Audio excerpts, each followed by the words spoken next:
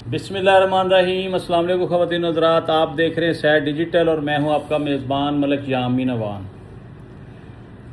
नाज़रीन, आज हमारे पास बात करने के लिए व्लॉग में दो अहम टॉपिक हैं। एक सीनियर सहाफ़ी की गिरफ्तारी और दूसरा ट्रंप की धमकी और दोबारा ऐलान जंग।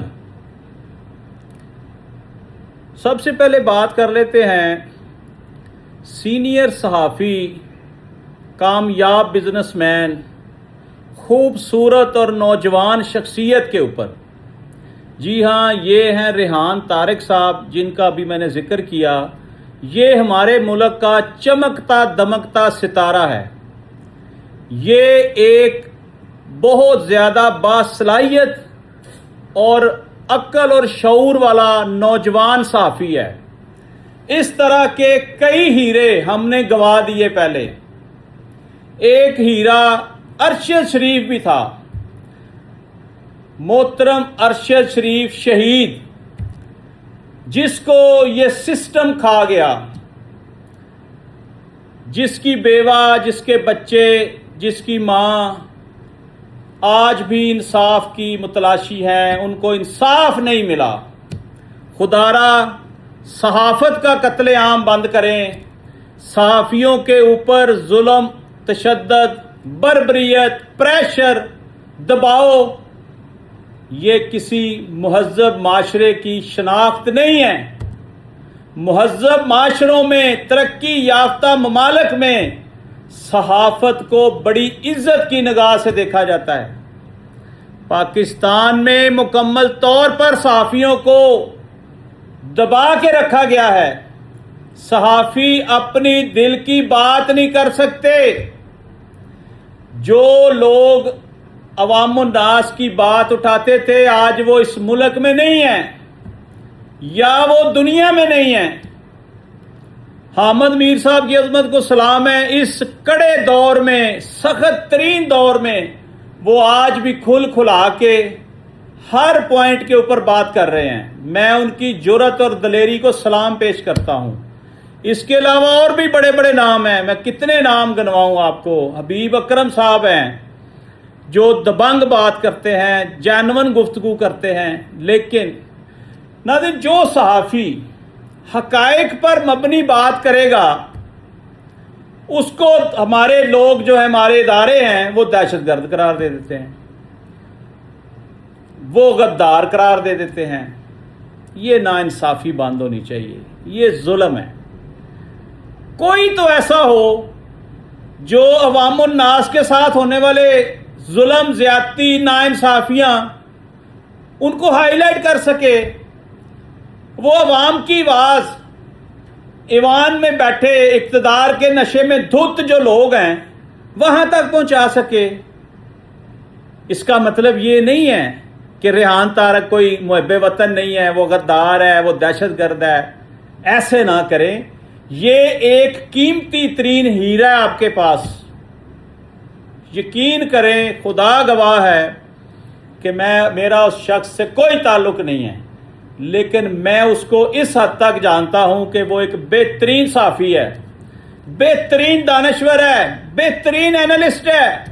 उसके लेवल का इस वक्त पाकिस्तान में मैं किसी को सहाफ़ी नहीं मानता। जो दबंग गुफ्तगू करना जानता है, जो खुल खुला के बोलता है। लेकिन ऐसा ना करें। कितने सहाफ़ियों की मुंह पे ताले लगाएंगे, कितने सहाफ़ियों को पाबंदे सलासल करेंगे। ऐसे ना करें। ये पाकिस्तान का कीमती तरीन सरमाया है। सारे सहाफ़ी सबको गले लगाएं, सबको साथ लेकर चलें, क्योंकि सारे पाकिस्तान जिंदाबाद का नारा लगाते हैं। ये सवाल ही पैदा नहीं होता कि पाकिस्तान का सहाफ़ी हो और वो अपने मुल्क के खिलाफ बात करे, अपने इदारों के खिलाफ बात करे। नहीं करना चाहता, नहीं करेगा। लेकिन मेरा अरबाब इख्तियार से ये मुतालबा है कि सहाफ़ियों के गिर्द घेरा तंग ना करें। सहाफ़ियों को आज़ादी राय होना चाहिए। ये है जमहूरियत का हुस्न। मुशर्रफ साहब को अल्लाह ताला बख्शे, उनकी मग़फ़िरत करे। उनके दौर में صحافت کو آزاد کیا گیا، ہر صحافی کھل کھلا کے بولتا تھا۔ اس دور میں اتنے ظلم نہیں ہوئے جتنے ان 5-7 سالوں میں ظلم ہوئے۔ نہ کریں ایسے، زیادتیاں نہ کریں۔ ریحان طارق ایک بہترین جرنلسٹ ہیں، اگر ان کے خلاف آپ کے پاس کوئی شواہد ہیں، کوئی ایویڈنس ہیں، کوئی کسی نے کمپلینٹ کی ہے، کسی نے اپلیکیشن دی ہے، تو آپ ان کو اچھے طریقے سے سنیں۔ اگر ان کے اوپر کوئی کیس بنتا ہے تو وہ آپ بنائیں، لیکن یہ تاثر ختم کر دیں کہ آپ جب چاہے، جس کو چاہیں، جہاں سے چاہیں اٹھا لیں اور لے جا کر اس کو آپ کہیں جی ہم نے اس کا سافٹ ویئر اپڈیٹ کرنا ہے۔ ایسے نہ کریں، یہ پاکستان کا قیمتی ترین سرمایہ ہے۔ میرا مطالبہ ہے ایجنسیوں سے، NCCIA نے ان کو اٹھایا ہے، نیشنل کرائم ایجنسی نے۔ یہ UK گئے ہوئے تھے چھٹیوں کے اوپر، اور کل رات یہ واپسی پر جب لاہور ایئرپورٹ اترے تو FIA نے ان کو روک لیا اور انہیں بتایا کہ آپ NCCIA کو مطلوب ہیں، وہ لوگ آ رہے ہیں، آپ کو گرفتار کر کر لے جائیں گے۔ اس پر انہوں نے کافی شور شرابہ کیا، لیکن جب ان کو گرفتار کیا گیا ناظرین، وہ بڑی دکھ کی بات ہے کہ وہ نعرے لگا رہے تھے کہ پاکستان زندہ باد۔ اس نعرے میں ایک انہوں نے نشانی چھوڑی ہے، تجسس چھوڑا ہے کہ یار میں پاکستانی ہوں، میں کوئی دہشت گرد ہوں، آپ مجھے گرفتار ایسے کر رہے ہیں جیسے میں نے پتہ نہیں کیا کر دیا ہے۔ لیکن اداروں کا احترام ہم نے کرنا ہے، اس میں کوئی دوسری رائے نہیں ہے۔ اگر اداروں کو ہم مطلوب تھے یا ہم مطلوب ہیں، وہ ہم سے بات کریں، وہ ہمیں انویسٹیگیٹ کریں۔ اگر ہم نے کوئی ایسا کام کیا ہے تو ہم اس کے لیے حاضر ہیں، لیکن اداروں سے گزارش ہے کہ صحافیوں پر ہاتھ ہلکا رکھیں، اور ریحان طارق کے ساتھ ناانصافی نہیں ہونی چاہیے۔ یہ پورے پاکستان کے صحافیوں کی آواز ہے۔ جی ناظرین، اس کے ساتھ ساتھ بات کرنی ہے مشرق وسطیٰ کے اوپر جنگ کے بادل منڈلا رہے ہیں۔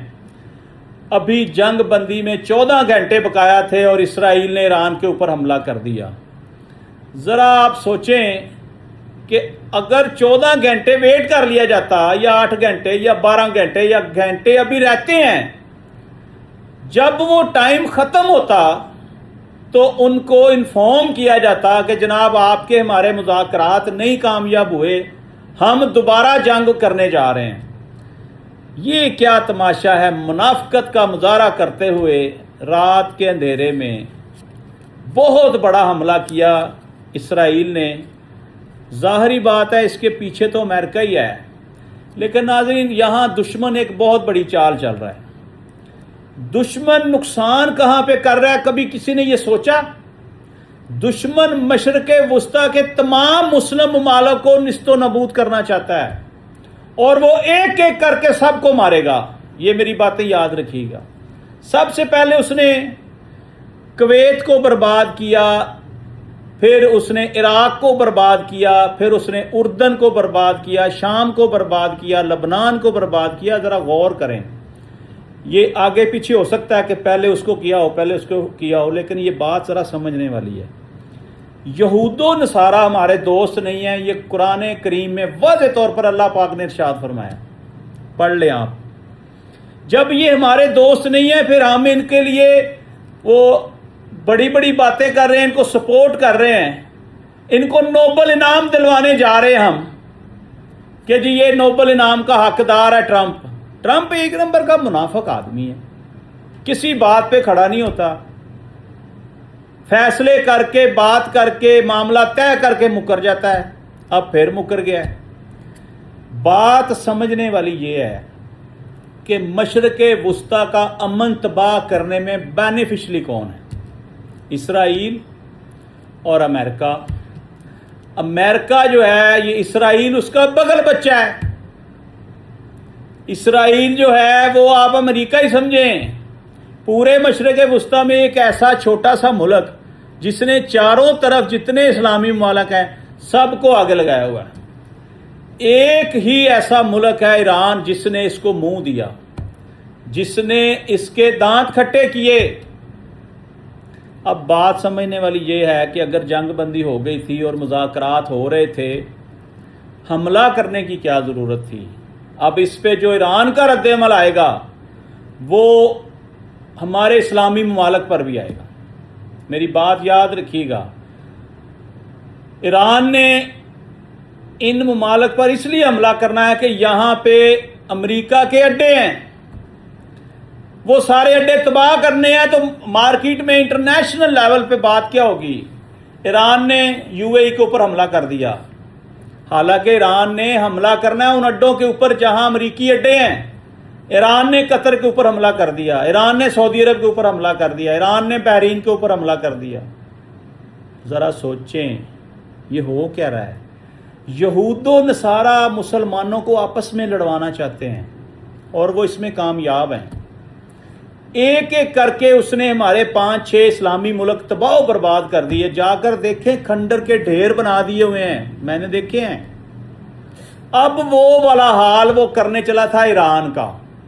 اس نے سمجھا کہ یہ بھی عراق ہے، یہ بھی اردن ہے، یہ بھی لبنان ہے. نہیں، ایران نے بتایا کہ میں کچھ اور ہوں. تم 1 روپے کا نقصان کرو گے، تمہارا 100 روپے کا نقصان کریں گے. ایران نے ایسا کیا. ایران نے اس کو گھٹنے ٹیکنے پر مجبور کیا. اب یہ جو جنگ بندی ختم ہو رہی تھی، ختم ہونے سے 14 گھنٹے پہلے حملہ کیوں کرنا پڑا؟ حملہ کرنا اس کے پیچھے بھی ایک سازش ہے.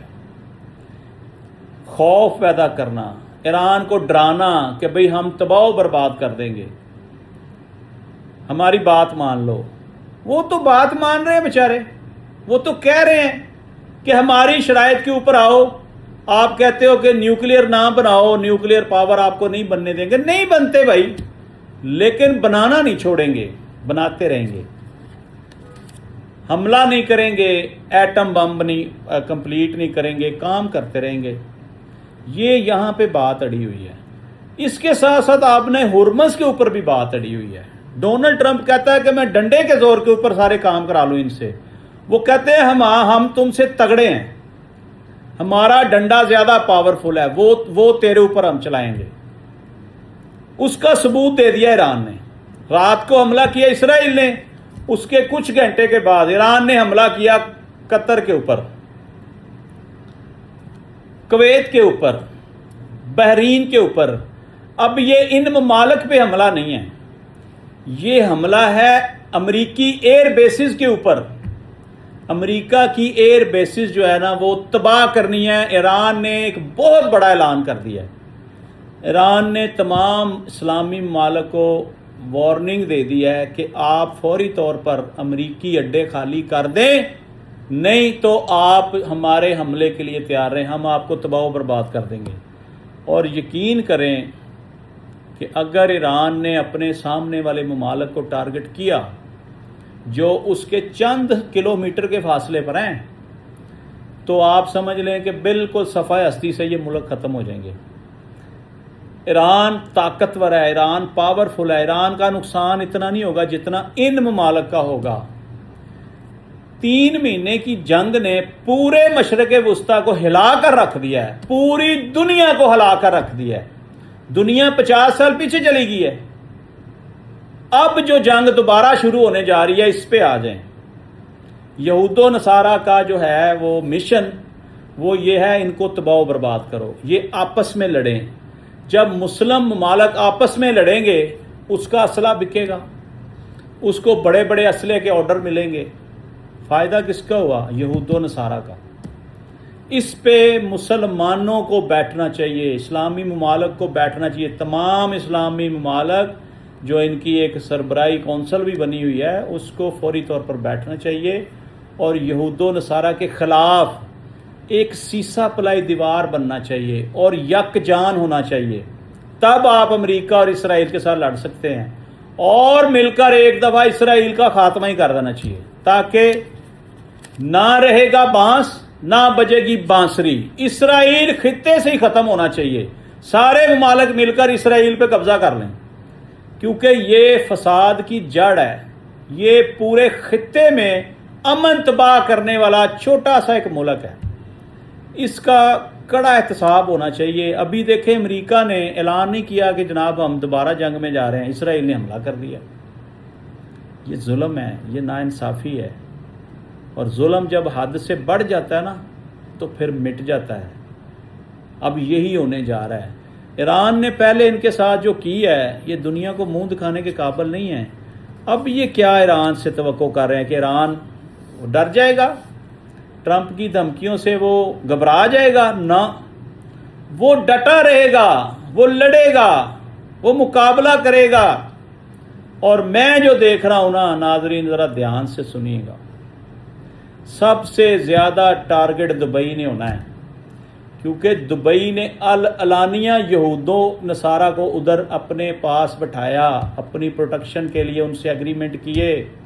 ایران کو سب سے زیادہ تکلیف اس بات کی بھی ہے کہ میں مشرق وسطیٰ سے اڈے خالی کرا رہا ہوں اور تم اسرائیل کے ساتھ ایگریمنٹ کر کے ان کو میرے سر پر بٹھا دیا تم نے. سب سے پہلے دبئی, UAE, متحدہ عرب امارات کو ٹارگٹ کیا جائے گا. آج رات انتہائی خطرناک ہے, میری بات نوٹ کر لیں. آج 8 جولائی 2026 ہے. آج کی رات امریکہ ایران کے اوپر بہت بڑا حملہ کرنا چاہ رہا ہے, کرنے جا رہا ہے. اللہ کرے کہ ایسا نہ ہو. میرے پاس جو اطلاعات آ رہی ہیں کہ وہ ایٹمی حملہ کرنے جا رہا ہے, کیونکہ وہ ٹرمپ بڑی بڑی باتیں کر رہا ہے کہ ہم یہ نسل ختم ہی کر دیں گے ساری, ہمیں ان سے خوف ہے. یہ اچھے لوگ نہیں ہیں ایرانی, یہ اچھے لوگ اس لیے نہیں ہیں, یہ قوم ہے, یہ متحد ہو کر تمہارے ساتھ لڑے ہیں. تم نے خامنائی صاحب کا جنازہ دیکھ لیا, 1.5 کروڑ لوگ شریک ہوئے اس میں. میرے حساب میں ابھی بھی یہ تھوڑے ہیں. سارا ایران ہی نکل آتا ان کی جتنی اس کی آبادی ہے, تاکہ پتہ چلتا ان کو کہ ایرانی قوم متحد ہے, اپنی فوج کے ساتھ کھڑے ہیں, اپنے اداروں کے ساتھ کھڑے ہیں, اپنی حکومت کے ساتھ کھڑے ہیں. یہ تھا ناظرین آج تک کا سارا ہمارا ولاگ کہ ایک اور جنگ شروع ہونے جا رہی ہے. یہ جنگ ختم نہیں ہوئی تھی, یہ جنگ کچھ عرصے کے لیے سٹاپ ہوئی تھی, لیکن امن کے دشمنوں کو امن پسند نہیں ہے. میں یہ جانتا ہوں. یہ لاشیں گرا کر پیسہ بناتے ہیں, یہ ملکوں کو اجاڑ کر پیسہ بناتے ہیں, یہ بد امنی پھیلا کر پیسہ بناتے ہیں. اپنا بہت سا خیال رکھیے گا, اور اپنے اس چینل کا بھی, اور اس دعا کے ساتھ پروگرام کا اختتام کرتے ہیں کہ اللہ تعالیٰ ملک پاکستان کی حفاظت فرمائے, اور ہماری پاک فوج جو بارڈرز کے اوپر دشمن کے ساتھ لڑ رہی ہے اس کو اللہ تعالیٰ فتح نصیب فرمائے. پاکستان زندہ باد.